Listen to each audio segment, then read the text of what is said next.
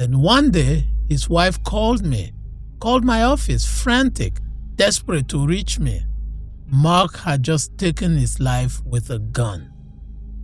No warning signs, no signs of depression, just a note saying that he had been battling depression for 15 years, all alone. Welcome to your daily health briefing. I'm Dr. Albert Tackett. This show is here to help you navigate the complex U.S. medical system, one step at a time. Whether you are decoding a new diagnosis, fighting for a referral, or just trying to stay informed, you are in the right place. Let's get into the science.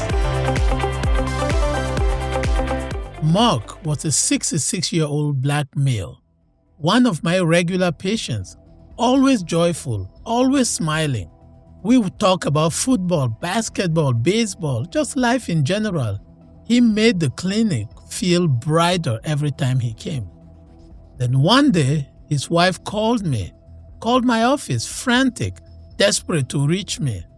Mark had just taken his life with a gun.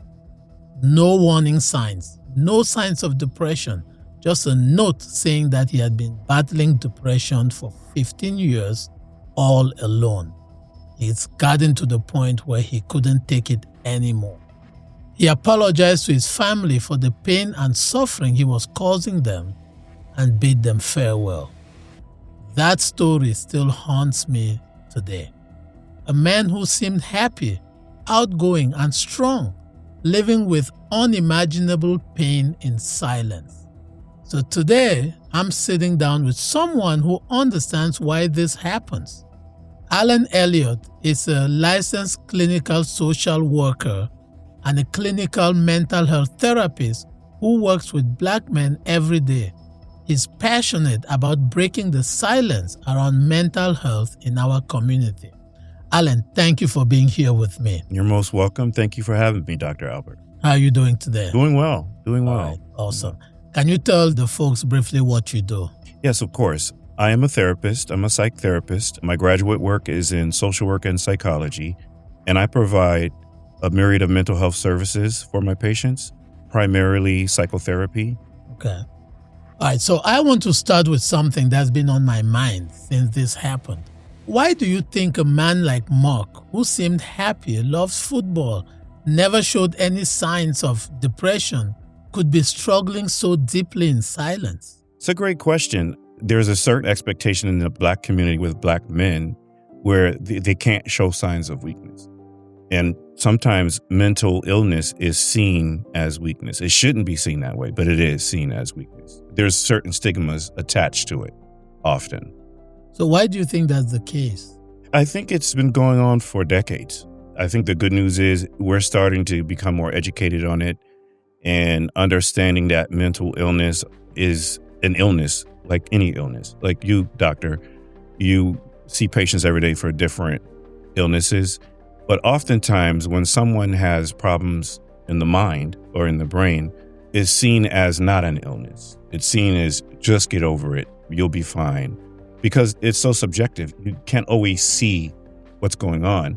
But the reality is there can be serious issues going on inside the mind, which affects the body holistically. Mm-hmm. And those issues have to be addressed. And this is probably some of the issues that was going on with the example that you used in the beginning here. Okay. Now I can somehow relate to that because I still remember when, when my son, my youngest child, my son AJ, Albert Jr., was diagnosed with autism. Mm-hmm. And I still remember the moment I was told, when I was on the phone with the folks from Kennedy Krieger. And it felt like somebody drove a knife into my heart. Yes. And I went into a very dark place. Yes. And when you say that, it's reminiscent of all of that because, as a doctor and as a father and as a son, and you have to be strong. You want to be strong for everybody. You cannot show weakness. You cannot say this hurts. And you find yourself very much alone. Absolutely. And you can wind up talking to people who tell you all the wonderful things going on in your life and why you shouldn't be unhappy or sad. And sometimes it's not helpful. Do you think that is part of the problem, that sometimes people deal with mental health like you should look around you and see how blessed you are and then snap out of it? Absolutely. It's an excellent point. And I think that is often the case. And again, it goes back to the stigma of mental health that exists, where it isn't an illness. There's a myriad of things that can cause depression. And in the case with you and your son was more of an environmental situation. And it could be other factors as well that you're not even aware of. There's other triggers that are involved that you're not even aware of. So that's where seeking professional help would really, really help, because now it helps you be able to identify, okay, why am I feeling this way? Yeah, when I look around me, my life is good. Other things are good. Of course, I'm struggling with this issue with my son. But at the same time, I don't understand why I can't seem to break out of this dark place. And I don't have anybody to talk to. Nobody seems to understand. I'm the breadwinner of the family. I'm the strength of the family. So there are certain expectations set on me where I'm not allowed to show emotion. I'm not allowed to have these type of issues.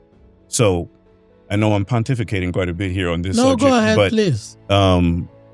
That's where the importance of recognizing that mental health is so important. It's so important to recognize that that couldn't be an issue and feel okay to seek help and talk to people about it. Talk to professionals about it. Now, you mentioned earlier that you felt like you were pontificating. Why did you say that? Well, I just think the point is so important, and I'm talking a lot about it, but it's I'm passionate about it. I'm passionate about mental health and the education of folks with mental health. And again, especially with us Black men, because I think that we're one of the groups in our society that we're just not allowed to show emotion. We're not allowed to show that we're having problems. It's looked as weakness. We've got the machismo thing going for us. It's something that's been taught with a lot of us as we were kids. And so as you grow up, and unfortunately in the case, I think the gentleman's name was Mark, he did not feel like anyone would understand what he was going through. For him to get to that desperation to make that type of move, he felt like there was no one that would actually understand what he was going through. This has been the Daily Brief. Medicine is not about certainty. It is about responsibility.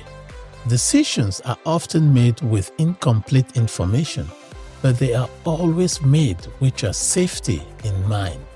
In a system that can feel rushed and fragmented, you deserve clarity, continuity, and an advocate who sees the whole picture. I am Dr. Albert Tacken, your physician ally, high-level science, human-level care. I will see you at the next briefing, or I will see you in the clinic.